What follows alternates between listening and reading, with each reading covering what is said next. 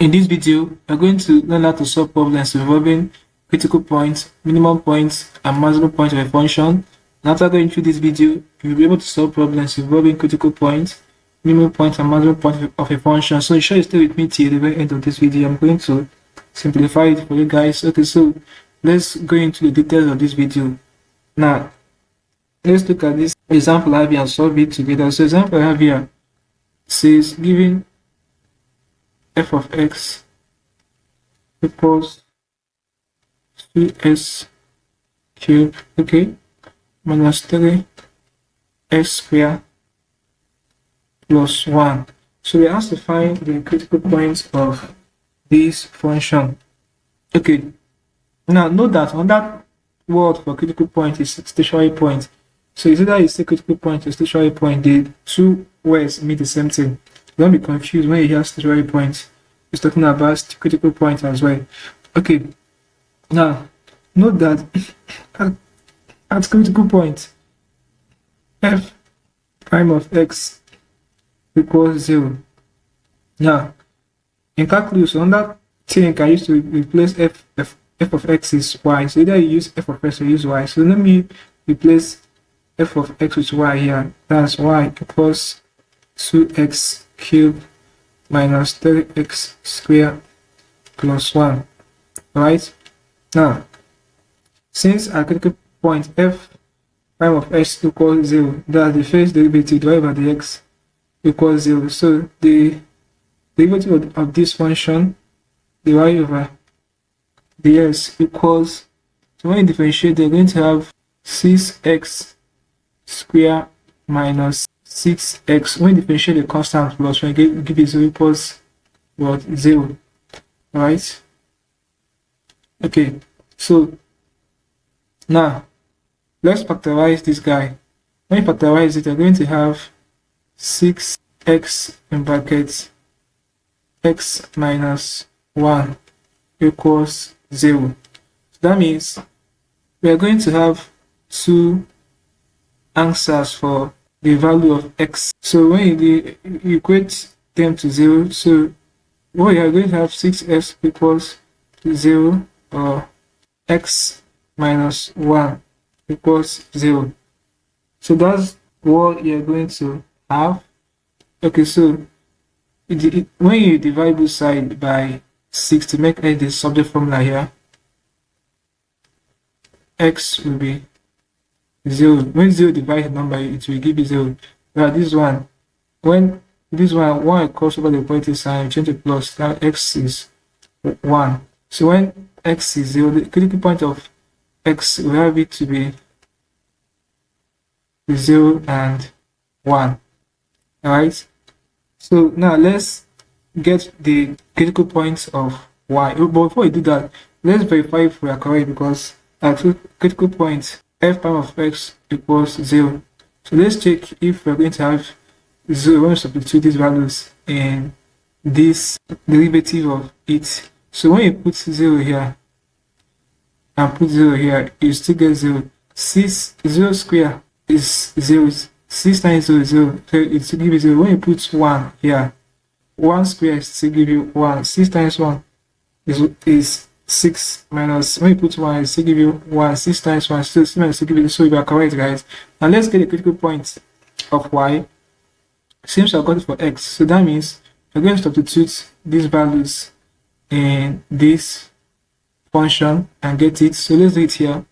It's going to be when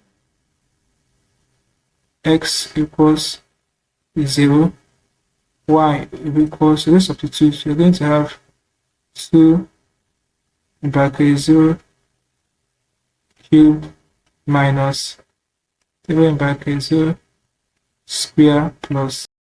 So when you simplify it, you're going to have y equals, so everything I give you 0, okay, minus 0 plus 1. So everything else, the answer will give you 1. So 1 is the value of y when x is 0. So what of when x equals 1? So y will be 2 in bracket 1 cube minus 3 in bracket 1 square plus 1, right? So let's simplify them also. Y will be, when simplify this, we're going to have 2 minus 3 plus 1. So we will give you what's going to give us 0. Alright, so the critical points of y, we have them to be, our first value, we have them to be 1 and 0. So depends on how the examiner wants you to leave your value, what you have to find. When you have to find the critical points of x alone, so the values are just 0 and 1. If you ask to get the y alone, the values are what? 1 and 0. If you ask to get the both of them, so their critical points will be 0, 1, bracket close, and 1 and 0. This one is for x, this one is for y, respectively.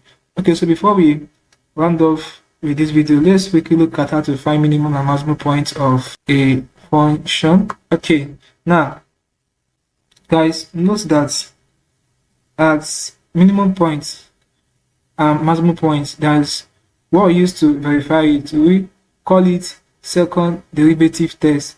Now for second derivative test, that's when f double prime of x is greater than 0, the function is said to be minimum. Whereas when f double prime of x is less than 0, the function is said to be at the maximum point, respectively. Right? So that means this the y over dx of this function, let's do it again. This function here will give you 6x square minus 6x. Okay, so this is for the first derivative. What is the second derivative? The 2y over dx2, because we are making use of second derivative test. When you differentiate it further, you're going to have 12x minus 6. Okay, now note that we are making use of the critical points of x to evaluate the minimum and maximum point. Remember, the critical point of x, we had it to be 0 and 1. So let's check the value that will give us a number that is either greater than 0 or less than 0. So when x is 0, the function y will be, okay, so you substitute it there, 12 is 0 minus 6, which will give us was negative 6, and negative 6 is less than 0. That means we have our maximum point at minus 6. So maximum point